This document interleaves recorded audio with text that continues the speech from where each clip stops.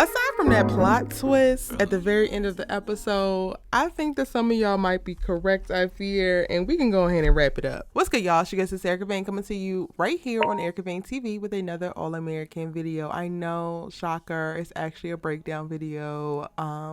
Yeah, I would like to take the applause. You know, it's hard out here. It's hard out here for your good sis you love to talk TV with, because the way I have just been so uninspired.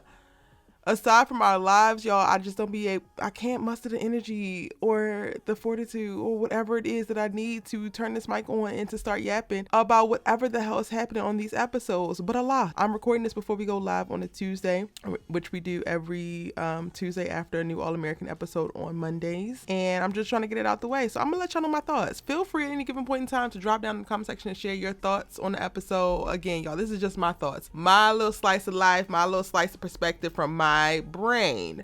Argue with your mama, don't argue with me, because I'm definitely, like, at the point that we are in the series, I'm definitely not going back and forth with nobody about this damn show. Yeah, it's not worth my time and or energy. Let's go ahead and start with Olivia Baker with that said.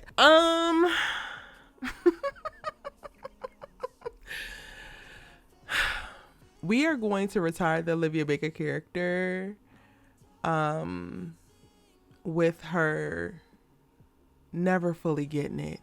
And I think that I'm getting to a place of full acceptance, because the back of my mind, I think I have definitely been coasting along and just hoping that one day the writers will wake up, hoping that one day, you know, the network will maybe wake up and realize this grave wrong that has been done by way of the Baker twins, but specifically Olivia Baker, in the amount of life circumstances, or specifically the consequences of certain circumstances and decisions made within those circumstances that they have adequately allowed this character to circumvent. It's beyond me. And it just regurgitates in this episode, because we get to see Olivia, who I said last week was self-publishing this book. So she has more control than y'all wanted to give her credit for last week on the live. For one, this book signing, this launching of this book. Why is this book launching anywhere near the draft? Why? It doesn't have to. Because while Spencer is so busy cussing out his damn agent about taking Olivia's moment should have never been scheduled on your moment. This whole entire week is about you. But I'm gonna go back to Olivia Baker. My issue isn't fully the scheduling. It's just like, that's already a red flag, right? You schedule this book signing at some random bookstore in Robinson, which could be in Brentwood or Beverly Hills. It's up in that little area. More rich people doing rich things. But you wrote a book about a black coach and him encouraging his players to be what they hope to be and then some, giving them words of affirmation, giving them calls of like comfort, giving them what they need. Do you really believe that most of the little black boys that you're showing in this damn book that Billy has spoken to or has coached are on Robertson? In Robertson? In Beverly Hills? No, they're not. So the fact that we get Kia later on in the episode setting up a book reading at Crenshaw, which should have been the launch event to begin with, was just like, well, duh. But the fact that we have to be stuck with this Olivia who is whining and complaining about nobody showing up, feeling like a failure. The whole point in you actually deciding to go about this on your own way, you don't want to include the affair, you want to turn it into a children's book. The mission is to focus on his legacy and his impact. But somehow we always make it back, because we love to circle back when it comes to these damn Baker kids, to it being about you.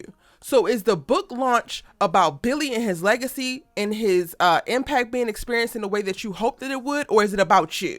Is it about Billy and all the lessons that he has given everybody and that he can continue to share with the world and continue to impact the world? Or is it about you feeling like you're a best-selling author right out the gate? Because we get her questioning, giving up her book deal, questioning her making the decisions that she has, all because a group of kids don't show up at this very adult-looking bookstore in Robinson. Like, I was immediately thrown off. But I was already, immediately thrown off just because of the scheduling. Because in addition to us having Olivia whining about this being a failure, which also, newsflash, you are independent independent author who is self-publishing. I know authors, people who have guerrilla marketed their damn books. And sometimes this is what it looks like, especially if it's your first one. You have to build momentum. Where's your social media campaign? Where's your damn outreach? What I struggle with, and this is alluding to my original point, or going back to my original point, the Baker kids get to just do whatever and expect the best. And if the best don't come, now it's everybody's problem, and everybody should feel so sorry, and whatever got in their way is wrong, and it's just not right. And it's like, that's not real life. Her having nobody show up to this damn book signing is actually something that a lot of independent authors experience, but it doesn't stop them. And yes, you can have naturally the feelings and the thoughts of, oh, maybe I shouldn't be doing this because nobody's actually going to show up.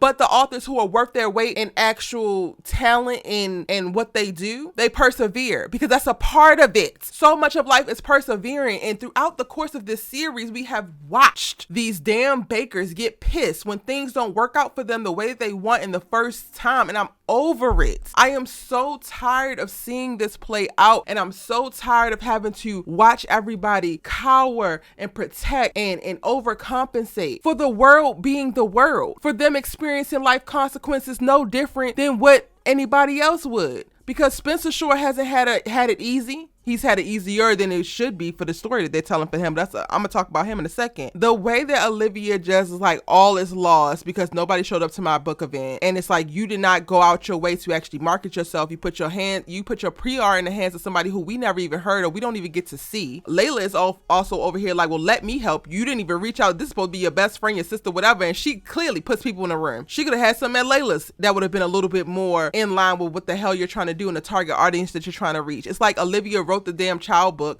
and then said, I'm launching it. It's because it's Billy Baker and it's because it's me. People gonna care. Girl, don't nobody care. We don't even know why to care. And then to add insult to injury, we gotta watch Spencer go off on his goddamn agent for ruining Liv's moment or taking Liv's moment when he's the only reason why anybody would be there to begin with. And yes, it might be co-opting or correlating the book to you, but you are one of Billy's pupils. You were one of the kids who he shepherded towards where you are now, which actually speaks well about the book, regardless of if the narrative right now is like, oh, Spencer's book. Who gives a shit? It's actually publicity, and now you trying to chew this boy out because he stole Liv's moment.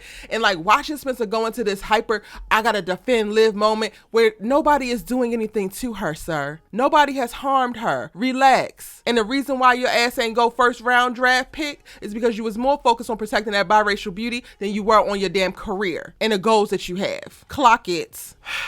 Y'all, while I did want Spencer to get what we were promised at the very beginning of this show, right? Episode 1, season 1, you learn that he's a stellar football player. He wants to go to the NFL, and we want that from him from that moment on. Somewhere along the way, and I would say season 3 is when it started to take a damn shift, at least for me. I am not fully as invested. You know what? It definitely took a nosedive once Billy went over that damn cliff. So Spencer going to the NFL went over that cliff right with Billy's ass. And I was not mad, y'all. I think the saving grace of this episode was that Spencer did not get drafted in the first round, because it would have all just been wrapped up too neatly, too nicely. Everything is so perfect. Everybody is so apologetic for life being life, and this isn't working out. Jordan all of a sudden is now thinking about the days after, when y'all wanted to eat my ass up here. Y'all was eating me up because I was pointing to like, it is way more than just the day, and y'all need to be thinking about the actual marriage. And now all of a sudden Jordan's at a place where he's thinking about the days after and kids and this and that, and like, oh really? That's something to consider.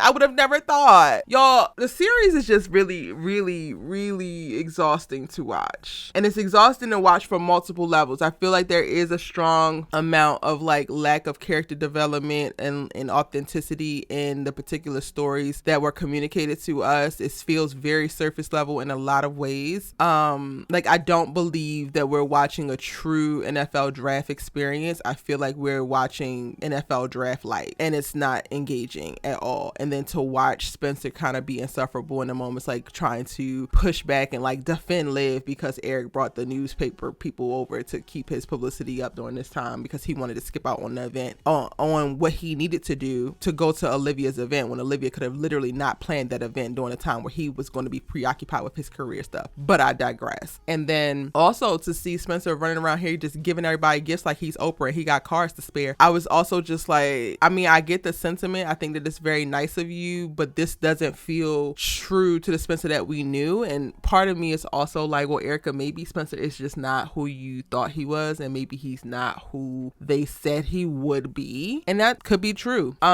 It is, again, in this episode that I realize I'm not rooting for the show to end, because, again, I struggle with the idea of doing that for any show. Like, I am behind the scenes now trying to sell a show, trying to produce a show on my own, trying to sell a show to a major network, and also trying to produce a show on my own. And this shit is hard. It costs a lot. It takes a lot of people. It requires a lot. So I will never advocate for a show to get canceled, or specifically a Black show. I will never really do that. I mean, they also say never. So I'm not saying that I want All American to be canceled. We already know that it's getting greenlit for season 7, but I think this episode has really put the nail in the coffin of like, I'm good. There's pretty much nothing that this show can give me in reference to things that I had hoped for, that keep me tied to it in any way. Like, I'm good with these characters doing whatever they're going to do and then just like fading to black. And maybe we do need a fresh start, and that's why they're giving us all new characters next season. I can't even tell y'all if I'm committed to watching season 7, but again, with this episode, I am like, yeah, y'all can go ahead. I like Coop being a manager, but I mentioned that a few episodes ago. I want to say like 7 episodes ago. I was like, I think that Coop would be a great manager for Spencer, so I love that storyline starting to evolve in this episode. I would love for Coop to be able to be a little bit more gutter and a little bit more real with Spencer, because she did get him together and like correct him on the Eric thing. However, there's way too many rounded corners for me in this series. The All-American in seasons 1 and season 2, while it wasn't showing like gang violence the gritty way, because it is on the CW, right? It still had a certain level of sharpness, of roughness, of like realness to it. And so much of that feels like it has been sanitized away in various parts. And a great example of that is like how Kid Glovey Coop handles Spencer. And if anybody can be real with her, it should be her. It feels very Kid Glovey, how every time something doesn't go somebody's way, the person who's speaking to them is always like, well, it's the other person's fault, or it's the world's fault. It's never your fault. It's like watching Asher this episode, also insufferable. But I also believe that Asher's story has already run its course. He's just hanging around right now. But like watching him pout about the new football player, I mean, not the new football player, the new football coach not paying him any mind, reads entitled to me. Specifically to me, because Mr. Montez did a lot of unorthodox things to keep you around and to keep you employed, and to expect that to happen from somebody else, or to be like demanding attention during this particular time where he's trying to get acclimated, and then really just making all these damn decisions and assumptions. Even if he did throw your ideas in the trash, like, you didn't even give this man time and space to incorporate you. Like, your checks were still being cashed, right? Like, they were still writing you checks and you were still cashing them. So like, play the background. And I think that's another thing.